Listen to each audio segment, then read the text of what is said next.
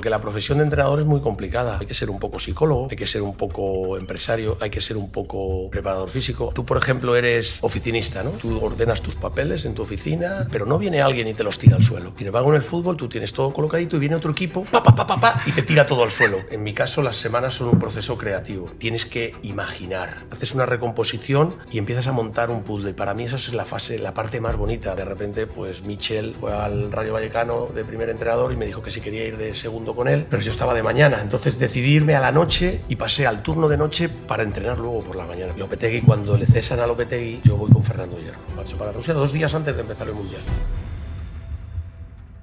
Muy buenas, bienvenidos un día más al podcast, bienvenidos un día más al canal. En el día de hoy nos hemos venido a una de las ciudades deportivas más bestias que hay en toda la Comunidad Valenciana, a un club de fútbol profesional. Yo tal cual he llegado, estaba alucinando, digo, madre de Dios, qué grande es esto, me voy a perder.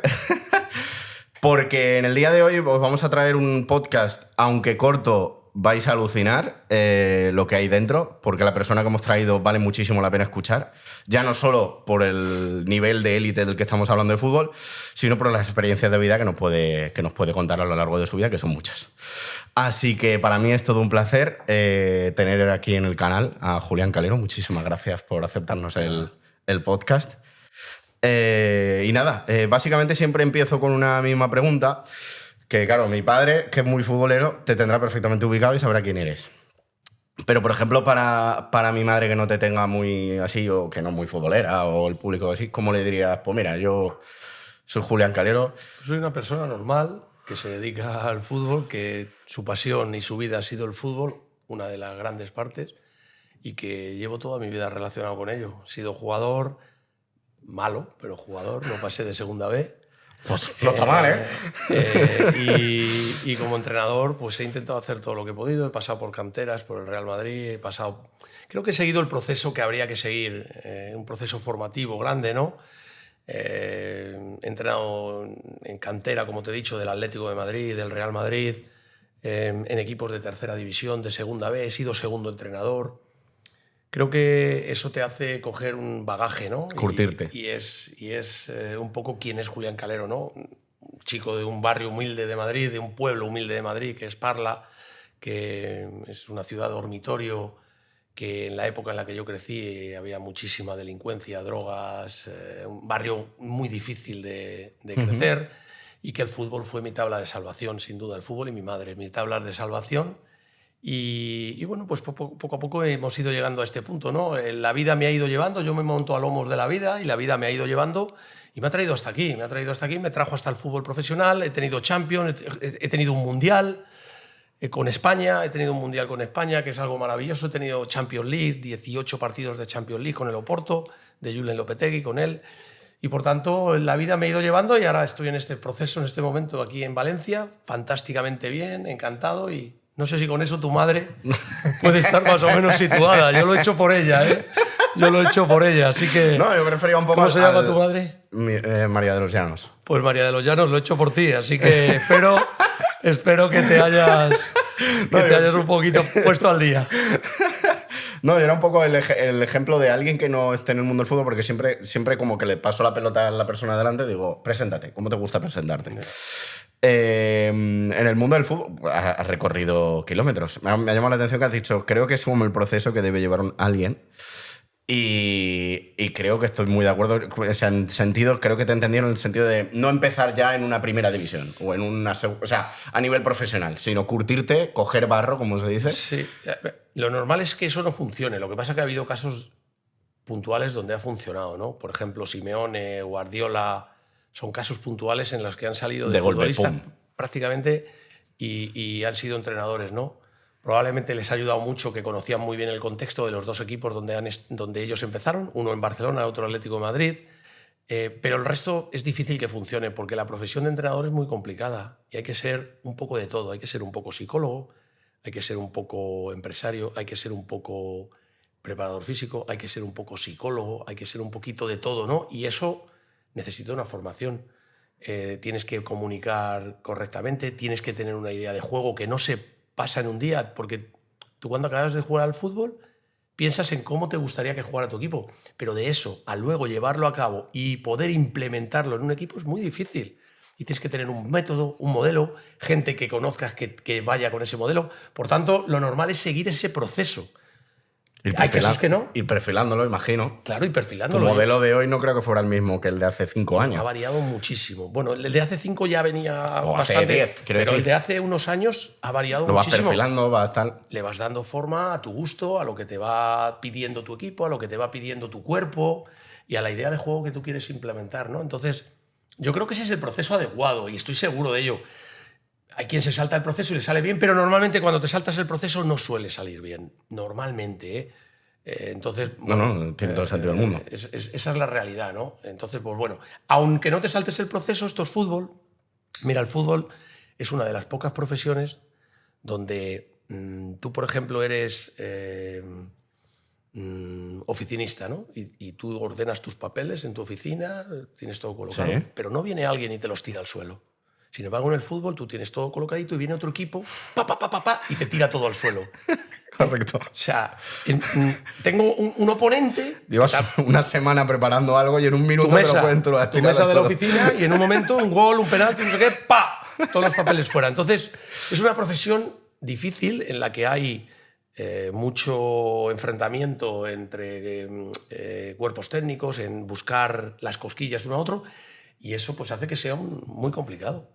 Ya, creo que además lo hace maravilloso el tema, o sea, pero sí, debe ser un quebradero de cabeza. El año pasado tuvimos por estas fechas a Javier Calleja y le hacía esa pregunta, y ahora, mira, aprovecho y te la hago a ti, ¿cómo es emocionalmente, cómo lo vive he estado toda la semana planificando algo y que luego te llegue, por ejemplo, ajustas de salir al campo, cuidado los penaltis, cuidado los córneres, cuidado no sé qué, primera jugada, pum, Ya. Dices, tío, ¿Sabes toda qué? la semana hemos trabajado esto. Sí. O Pero en su mira, caso le puse ya. el caso de Messi, por ejemplo, que te llegaba Messi, pim, pam, y decías, he estado toda la semana trabajando algo. Sí, pero mira, en mi caso las semanas son un proceso creativo. Tienen una parte inicial creativa en la que tienes que imaginar. Imaginar qué puede Correcto. pasar el domingo, imaginar qué puedes hacer tú con las piezas que tienes, porque a lo mejor has tenido 2 lesionados, un sancionado, entonces tú te imaginas, haces una recomposición y empiezas a montar un puzzle. Para mí esa es la parte más bonita de la semana, que yo la tengo en el día de descanso. En mi día de descanso es la parte más creativa mía, en la que intento imaginarme qué puede pasar la semana siguiente, de dónde venimos. Venimos de una derrota, de un empate, venimos de una buena racha, de una mala racha, tengo a todos disponibles, no los tengo, cómo tengo al equipo anímicamente, a quién me enfrento, están en buena dinámica, están en mala dinámica, cómo vienen, se juegan algo, no se juegan nada. O sea, preparar un partido es vaticinar diferentes escenarios, por así decirlo. Imaginarte, pero para imaginarte las cosas Qué bueno. tienes que tener información, si no, no te puedes imaginar Correcto. algo. Entonces esa es la parte creativa, que es la más bonita. Luego a esa parte creativa le vas poniendo tareas de entrenamiento.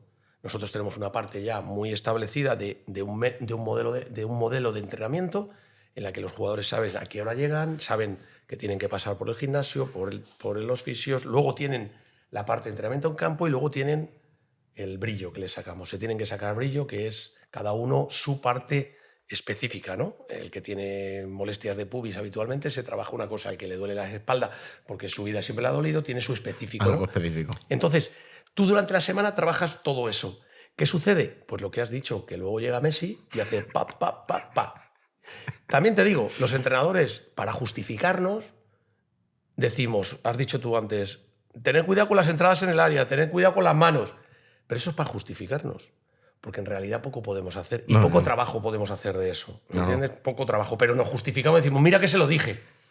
Pero mira que se lo dije, es que esto es un juego donde hay contacto y donde pasan cosas. Correcto. Y que durante el partido no estás pensando, ay, mira, Julián me ha dicho que tenga cuidado con la mano. No, cuidado con las manos, cuidado con los pies, cuidado con las entradas, cuidado con que tal, cuidado. Claro. Entonces hay que tener cuidado de que no haya muchos cuidados, sino de que el jugador tenga automatismos, que es lo que nosotros trabajamos, muchos automatismos, para que al jugador le salgan solo. A que tú cuando te montas en el coche, a ver si eres capaz de responderme tú a mí, ¿qué es lo primero que haces según te montas en el coche? Ponerte el cinturón. Automatismo. A que no te das ni cuenta de que te lo pones. No. De hecho, hay veces que hace más y me lo he puesto. Sí, no, es que te lo pones siempre, porque ya es un automatismo que tienes. Entonces, ¿qué tratamos de generar? Automatismos en nuestro equipo, que es nuestro modelo de juego. Y esos automatismos luego le vamos implementando cositas dependiendo de con quién jugamos, de la altura a la que nos defienden, si es un equipo presionante, si es un equipo que se repliega, si es un equipo dominador, si es un equipo reactivo, si es proactivo, o sea, muchas cosas. Y todo eso parte del proceso creativo del principio, que me parece fundamental. Por eso yo me junto mucho cuando puedo, me junté con el cantante de la moda, me he juntado con cantantes, con gente que crea. Ayer estuve en una empresa viendo el proceso creativo que hacen en el curtido de pieles, la de Pepe Dávila, nuestro propietario. Y el proceso creativo es muy importante porque me da ideas a mí, me da ideas. Yo tengo en mi oficina mi estructura mental para formar ese proceso creativo que me lleve a imaginarme lo que creo que va a pasar y luego se lo traslade a los jugadores. Porque también te digo, me puedo imaginar yo todo lo que quiera, que si no soy capaz de trasladárselo a los jugadores, ¿para qué sirve?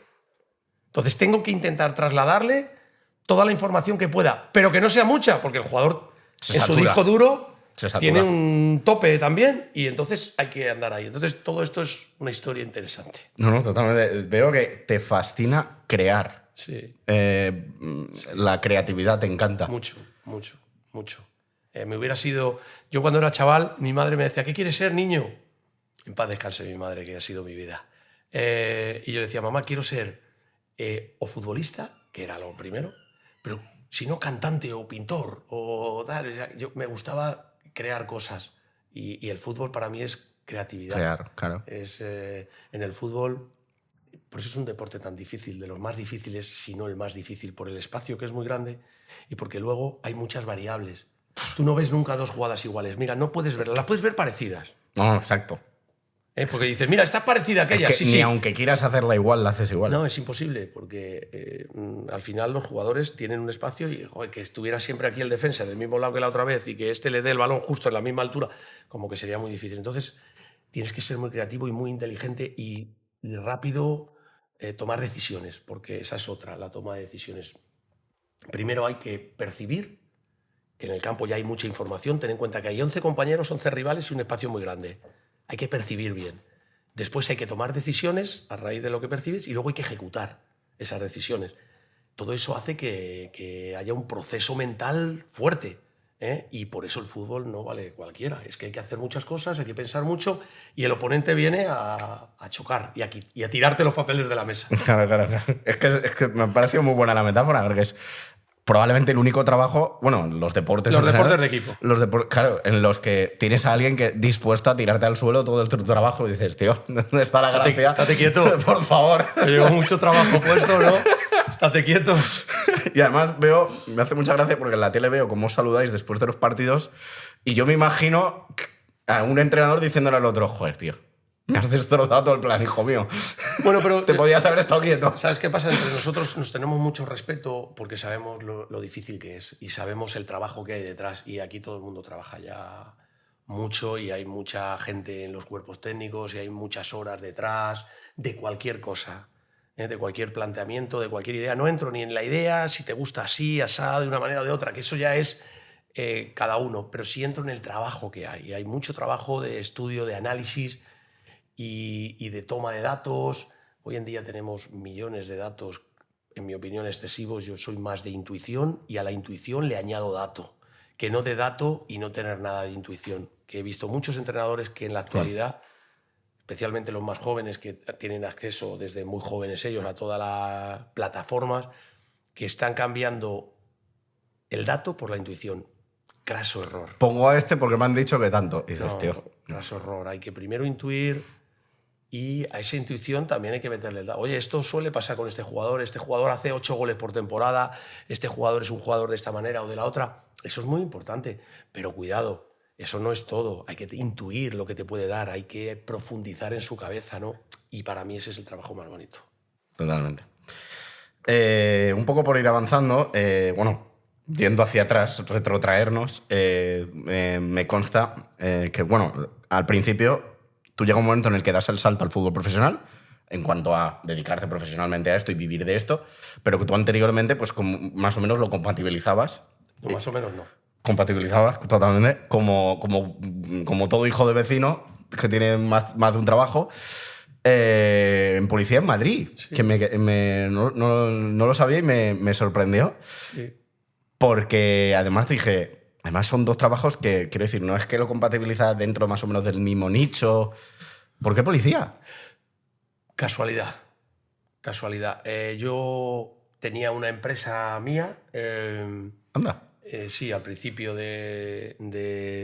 cuando salgo del servicio militar, porque a mí me tocó todavía hacer el servicio militar. Entonces, cuando acabo el servicio militar, entro en una empresa de condensadores de un amigo mío, pero a mí no me gusta estar en una fábrica, estar encerrado, no podía. Entonces, monté una pequeña empresita que, bueno, pues trabajábamos y estuve unos cuantos años, pero cuando ya me di cuenta de que el fútbol no iba a ser mi vida como jugador, pues decidí que tenía que asegurar un poquito más el futuro porque tengo 2 hijos, o tenía en aquel caso más pequeños, y tenía que hacer algo, ¿no? Entonces, a través de un amigo, dijo que se iba a presentar a policía. Yo físicamente, por jugar al fútbol, claro. ya las pruebas físicas las pasas con la gorra. Las probé y algunas de ellas, otras eran más complicadas porque son más específicas. Ya. Pero sí las pasé con holgura, con buenas notas, y aproveché ese tirón, ¿no?, para opositar. Estuve un tiempo opositando hasta que, casi de casualidad, en la última opción que me quedaba, porque entonces hasta los 30 años podías opositar, no más, para policía. Ahora ya sí se puede, pero antes no se podía. Y acabé rascando una plaza que a mí lo que me hacía era darme tranquilidad, en mi caso, ¿no? Tranquilidad financiera, que sabes que al final de mes tanto. Eso es, ya está. Más o menos, pero me daba para Correcto. vivir. Yo tenía A partir de ahí... mi vida más o menos ordenada en cuanto a mi mujer, mis hijos, mi casa. Entonces, eso me da estabilidad. Pues mira tú por dónde esa estabilidad, al tener turno de mañana, entrenaba por las tardes un equipo de tercera división. ¿Y qué sucedió? Pues que de repente pues Michel González pues, fue al Rayo Vallecano de primer entrenador y me dijo que si quería ir de segundo con él, pero yo estaba de mañana. Entonces decidí irme a la noche y pasé al turno de noche para entrenar luego por la mañana. O sea, era una locura. ¿Empalmabas? Trabajaba de noche y empalmaba por la mañana. O sea, salías de comisaría y te ponías a entrenar. Sí, así estuve unos cuantos años. Y bueno... Menos mal que no tenías que hacer ruedas de prensa, porque si no... No, en aquel momento estarías no. con unas ojeras. Luego, pero eso me permitió meterme más de lleno todavía Hombre. en este mundo del fútbol. Le empleaba mucho tiempo a todo lo que podía al fútbol y bueno, al final empecé a pedir excedencias porque me fui a Emiratos Árabes, me fui a Rusia, luego estuve en Emiratos Árabes y también estaba en Portugal. Entonces... Claro. Iba pidiendo excedencias, iba pidiendo tal. Eso me lo permitía el puesto de funcionario. Hubiera sido imposible. Con mi propia empresa hubiera sido imposible porque no hubiera podido abandonar una cosa por la otra, ¿no? Aquí sí podía... Sería jugártela completamente. Claro, y aquí podía coger periodos de excedencia, ¿no? Y eso hice y, por tanto, pues eso me fue llevando hasta que ya cogí una excedencia definitiva en 2018, aunque tuve una anterior en 2015. Lo que pasa que después del Mundial, que vine con España, tuve que estar un año más trabajando para poder mantener la plaza, ¿no?, de forma indefinida. ¿Fuiste a Rusia con Lopetegui? Lopetegui, cuando le cesan a Lopetegui, yo voy con Fernando Hierro. Ese día me llama, yo estaba en comisaría, es una historia muy chula. ¡Hala! Pues me llaman en comisaría sí. Y yo ese día, 2 días antes de empezar el Mundial, me marcho para Rusia. 2 días antes de empezar el Mundial. Porque yo con Fernando Hierro había estado en el Real Madrid y luego en el Oviedo. En el Oviedo estuve con él de segundo también. Entonces, en fin, una cosa a veces... Qué heavy estar en comisaría y que te llamen o en... No te lo imaginas. Es una historia que estoy escribiendo un libro de mi vida y... ¿Qué pasada? Sí, se llama Fútbol al rescate, pero va a tardar porque voy lento. Voy muy lento porque la vida no me deja. Y en ese capítulo tengo que ir al Mundial porque recibo una llamada a las 12 César Lopetegui, con el que yo había sido segundo en el Oporto, y Fernando Hierro pues lo coge y me llama y me dice que si puedo ir. Vente para aquí, por favor. Si puedo ir esta tarde. Y entonces hablé con mis jefes, hablé con todo el mundo, me dieron permiso de vacaciones de verano, de un mes, como es en verano el Mundial, en Rusia. Y agarré y al día siguiente estaba en Rusia, allí entrenando con la selección española y a los 2 días jugando un mundial, bueno, un partido mundial contra Portugal, que empatamos el primero 3-3 y bueno, pues haciendo todo lo que se podía. ¡Hala! ¡Hala, hala, hala! Yo esto no lo sabía. Sí. Además, eso debe ser... Vale, sí, correcto. 2018. Correcto, claro. Yo te descubro en el Burgos.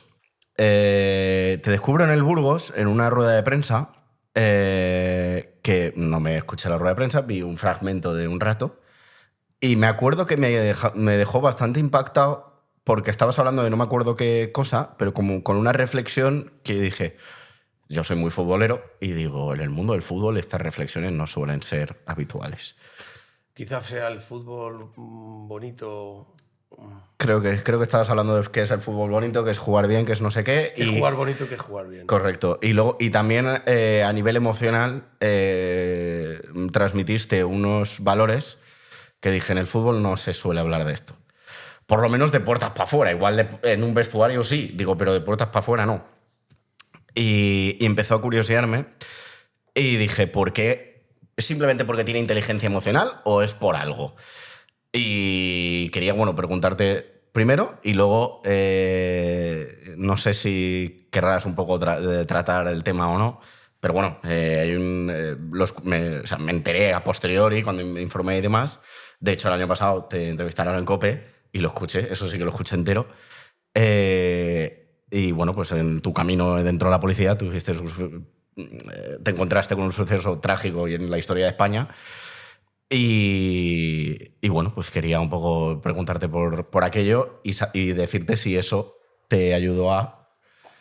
Sí, no sé si me ayudó. Lo que sí sé es que me modificó mi comportamiento, mi forma de vida, mi forma de entender la vida, ¿no? El mayor atentado en la historia de España que te toque en primera persona en cuanto a que yo pasé ese día, yo iba en tren por entonces, porque Madrid es muy complicado en coche a Sí, ciertas horas, entonces yo me iba en tren que me dejaba muy cerca de mi comisaría, ¿no? Y después de entrar, o sea, yo pasé por Atocha, por donde la explosión, con las como cercanías, una con las hora cercanías, antes. imagino. Sí, en las cercanías, una hora antes de la explosión, más o menos.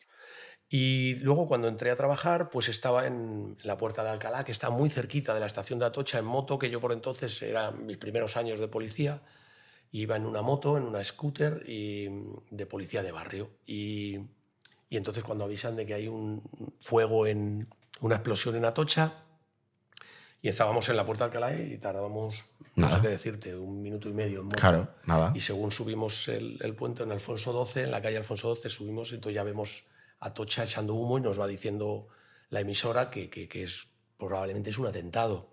Pero no lo saben todavía, porque No se claro, sabía puede nada. ser una explosión de cualquier cosa, que remáramos las Correcto. precauciones. Y cuando llegamos allí, mi jefe, llegamos 2 patrullas y mi jefe, que venía en el otro patrulla, más yo, me dijo, Calero, entramos, y le dije, me miré y le dije, vamos, para adentro. Está mal hecho, porque Claro. no es nuestra labor era asegurar el perímetro. Sí, Asegurar pero... el perímetro y dejar que vinieran bomberos, que llegara todo el mundo, porque poco íbamos a poder solucionar. Pero nos tiramos de cabeza para adentro y nos encontramos el horror más tremendo que te puedas imaginar, en forma de una... Imagínate, para resumir, una película bélica, Salvada Soldado Ryan, pues imagínate las primeras 10 minutos, esas escenas de cuerpos Correcto. mutilados, cabezas tal, piernas, brazos. Imagínate, había más de 100 muertos allí. Entonces, intentando ayudar durante 4 horas allí, intentando ayudar a los heridos, sacamos una embarazada que luego falleció. Yo me junté con una persona del SAMUR, el servicio de ambulancia muy urgente de Madrid, y le llevaba el desfibrilador y él iba decidiendo quién. A este se le puede salvar, a este no. Me decía, apriétale este aquí, este se muere. La gente sin sentido, te pedían ayuda, mucha gente pidiéndote ayuda, que eso te queda grabado en el alma, ¿no? Y no podías ayudarles porque era imposible. Y bueno, cosas tan horribles como quedarte con brazos en las manos, cosas horribles de algo surrealista. ¿Y eso te cambia la vida? Sí, te cambia la vida porque ves el horror, le das más importancia a todo, ¿no? Y a otras les quitas importancia. Por tanto, el fútbol pasó a ser lo más importante de lo menos importante. Así de sencillo. Mi importante es mi familia, la salud, el que no pase nada, el que estemos todos más o menos bien. Y luego el fútbol, que es mi pasión, es lo más importante de lo menos importante. Básicamente un poco por ahí, ¿no? Entonces fue una experiencia brutal. Luego me tocó la Dana. que fue otra experiencia brutal, y dices tú, bueno, como digo alguna vez, el de la guadaña me está buscando. Bueno, tuve otra experiencia brutal en Rusia, en un avión, en un traslado de avión, en uno de los partidos. A los 3 días el avión que íbamos nosotros se estrelló y murieron todos los componentes de un equipo de hockey en 2014. Entonces yo digo, el de la guadaña me está buscando. De momento le he esquivado. Sé que me va a encontrar, ¿eh? También te digo, nos va a encontrar a todos. Sé que me va a encontrar. Claro, llegará un día en el que nos No, encuentre va a todos. ganar la partida, la gana él siempre. El de la guadaña gana la partida, siempre. Pero me ha buscado 2 o 3 veces, de momento le he esquivado, a ver qué tiempo aguanto. Sí, porque es como que caen, como es exacto, pepinos cerca y dices, de momento no me ha tocado, pero... Sí, pero sabes que tiene que llegar. Además, lo de la Dana fue poco después de aterrizar tú por aquí. Sí, aparte yo vivo en Chiva. Joder, Chiva fue el epicentro. No te puedes imaginar la que cayó en mi casa. O sea, fue terrible. Pero tuve la suerte de que donde yo vivo es un poquito en alto y nosotros veíamos pasar los ríos de agua en el campo de golf, pero era un río completo y de repente pasaba un frigorífico, pasaba un árbol, una piscina de obra entera se la llevó. Era una barbaridad, una barbaridad. Y bueno, cuando se hizo la noche, pues daba pánico porque nos comía la nube, comía mi casa, comía todo el centro de Chiva. Entonces fue brutal, ¿no? No nos dimos cuenta porque perdimos las comunicaciones. Claro. Nosotros ni siquiera a la mañana siguiente nos habíamos dado cuenta todavía de la magnitud. Sí, de que había pasado, pero no la magnitud. En la magnitud nos dimos cuenta cuando recuperamos las comunicaciones, que fue a través de una radio de pilas, de las antiguas. Así recuperamos las comunicaciones. No teníamos internet, no teníamos luz, no teníamos agua, no teníamos nada. No podíamos salir porque estaba todo destrozado. Eso te voy a decir. A ti no te pasaría nada, pero no podrías salir de casa. No podíamos. De hecho, algunos jugadores dijeron que no sabían nada del cuerpo técnico. Iborra, en una entrevista al día siguiente, todavía no tenemos noticia, no sabemos qué habrá pasado con el cuerpo técnico. Se temía que podía habernos pasado algo, porque ese día nosotros nos íbamos a Pontevedra a jugar la Copa del Rey. Teníamos que coger un avión y nosotros, a pesar de que se había ido la luz de la que estaba cayendo, cogimos el coche para intentar ir al aeropuerto, porque no sabíamos la magnitud. Y según bajamos el primer nos encontramos el río de agua viniendo nos volvimos a ir para arriba, porque aquello era lo que todos sabemos que ha sido. No, totalmente. De hecho, yo estaba en Valencia ciudad y es que no nos enteramos. O sea, sí que recuerdo ese día como excesivamente nublado. Yo decía, cielo tan negro no lo he visto en mi vida. Además, hacía un viento de locos. Decía, pero sí que es verdad que no supimos lo que había pasado hasta realmente, hasta por la mañana. Sí. Porque es que no lo sabes. O sea, no, y menos Valencia, capital, que tuvo la fortuna. Correcto. Tuvo la fortuna de que no le llegó porque si no, la desgracia. Si el epicentro. Hubiera sido. Si el epicentro, en vez de ser en Chiva o en una zona rural, hubiera sido más. Pero también el epicentro es ahí probablemente porque. No, que simplemente no hubiera habido río, del desvío. Bueno, el desvío del con río. Que no hubiera eso, si no hubiera habido eso, no me lo puedo ni imaginar dónde hubiera acabado el agua. Sí, bueno, eso es la experiencia de 1956, me parece que. Sí, por ahí. De la anterior riada, ¿no? Y, pues esa experiencia hizo que por lo menos haya evitado un poco la desgracia. Un poco. Totalmente. Tenemos unas preguntas que a veces, bueno, pues son fijas, os las hacemos a todos, son cortas y, bueno, porque las queremos como ir, entre comillas, coleccionando entre todos los invitados. Cañonazos. No especialmente. Y básicamente... Es que me hicieron un día una entrevista y eran los 20 cañonazos y me pareció muy divertido. 20 cañonazos. Sí, 20 preguntas a las que había que responder. Oye, me gusta. ¿Qué te gusta? ¿Qué tal? ¿Qué película? ¿Qué libro? ¿Qué tal? Oye, pues me gusta el título. Pues le daremos una vuelta. Y le llamaban cañonazos y eran como preguntas así, como un cañonazo pero tienes que responderla con agilidad. Entonces, tu película tal, tu mejor gusto, ¿quién? ¿Rubias o morenas? Así era. Por eso eran cañonazos. Pues le daremos una vuelta. Básicamente, preguntas. Lo primero, defínete en una palabra. Impulsivo. Tu mayor virtud y tu mayor defecto. Impulsivo, en exceso, a veces. Y virtud, comprensivo. ¿El éxito en la vida es? Intentarlo. Un libro que recomiendes. La primera vez que le pegué con mi pierna izquierda. Wow. Impresionante. Y Manoli Barrondo. Es La primera vez que le pegué con la pierna mi izquierda. pie izquierdo. Un libro que... el libro que recomiendo. La felicidad está en... Disfrutar. Disfrutar. ¿En el colegio se debería enseñar? Esa es muy buena. Se debería enseñar valores. Muchos más valores de los que hay en la actualidad. ¿Proyectos personales futuros? Ser feliz. ¿Tu mayor reto a nivel personal ha sido? Mi mujer y mis hijos. Ese ha sido mi reto más importante y que estoy encantado con ellos. Y tu mayor orgullo, imagino, que también irá por la misma línea. ¿El mayor regalo que te da la vida? Aparte de ellos, salud. ¿Un consejo para la audiencia? Ser felices. En cada momento y circunstancia, ser felices. No siempre es fácil. Hay veces que la vida nos va dando golpes. Hay veces que la vida nos maltrata. Pero hay que intentar ser feliz. ¿Cómo? Un poco hay que renderizarse. Hay que sacar de lo malo lo bueno e intentar ser feliz. Si eres infeliz, no merece la pena esta vida.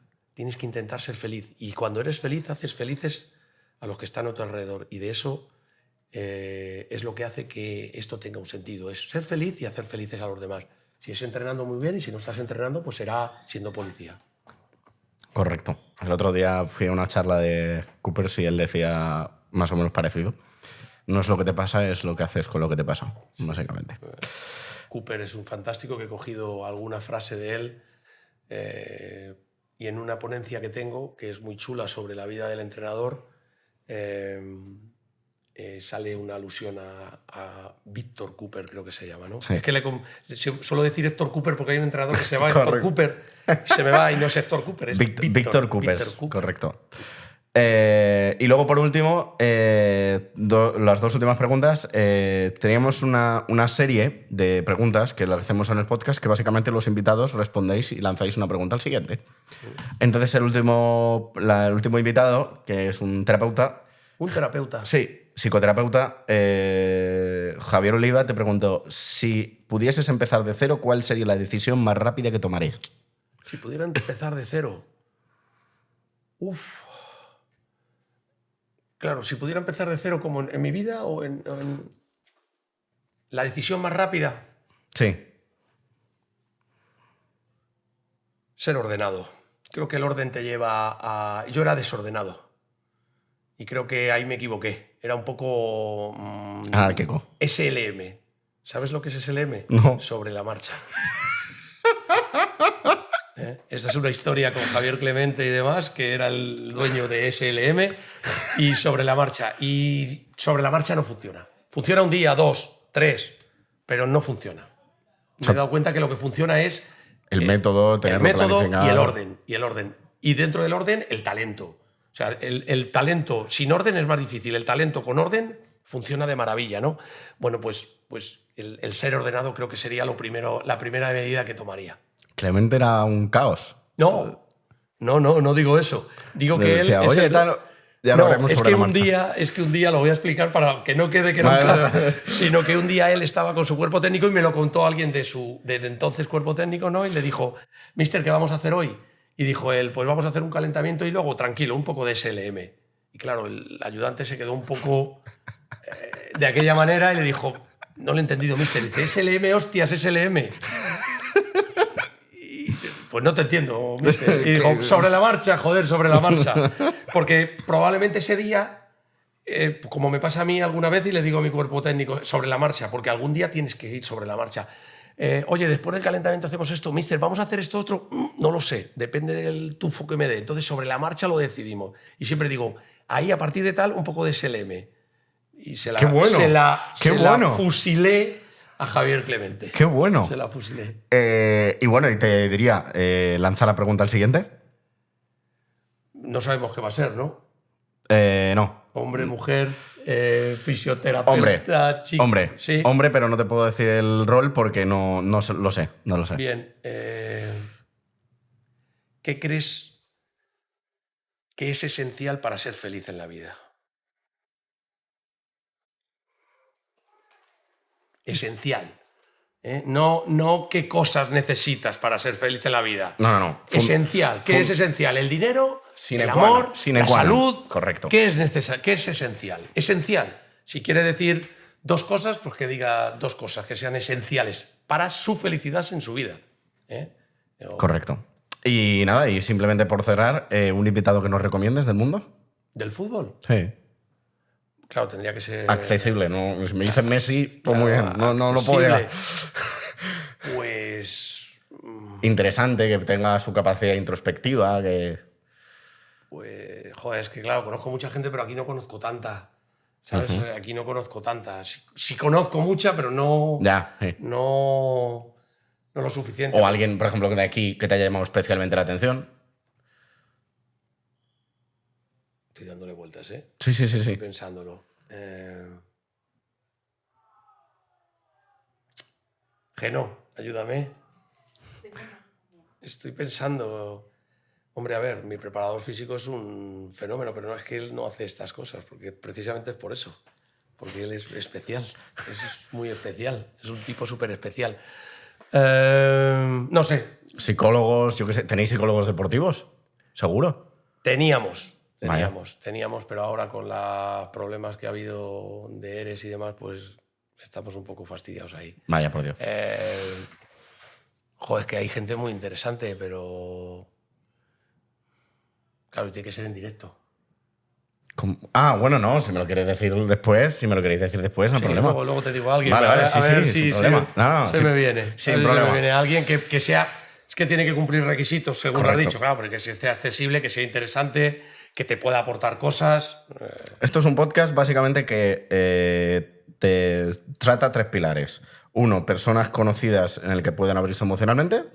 2, personas que, pues, terapeutas, psicólogos, etcétera, que puedan enseñar, filósofos, tenemos que buscar un filósofo, etcétera. Y luego un tercer pilar, personas de superación, historias de superación personal. Hace unos tiempos tuvimos a Carlos Tatay, que era un piloto de motociclismo que tuvo un accidente y se quedó paralítico y tuvo que seguir adelante. ¿En qué grupo me has metido a mí? El de los Porque enseñadores. ahora ya estoy preocupado. El de los enseñadores, profesores. Está bien. Sí. Desde primer... Ya te digo, en la rueda de prensa aquella dije, esta persona tiene una historia que no es habitual. Bueno. Porque trato el fútbol y veo muchas ruedas... preocupado, como has dado ahí varios grupos, alguno... La tuya era la de los profesores. Y pues eso. Nada, chicos, esto ha sido todo. Espero que os haya gustado el podcast. A mí bastante, la verdad. Y además era un podcast que tenía mucha ilusión de hacer. Así que nada, nos vemos en unos días con un podcast nuevo. Suscribiros, darle like. Y nos vemos en unos días con un podcast nuevo. ¡Chao! Yo quiero darle un saludo final a tu madre y a tu padre, que el hombre se habrá quedado también diciendo, joder, encima a mí no me han saludado. Pues un saludo para los dos. Hasta ahora. Chao. Se abre una senda en la que cada alma tiene su rincón, donde me cuentan su camino. Tu viaje al interior, 1000 historias y un testigo. Tu viaje al interior, cada paso que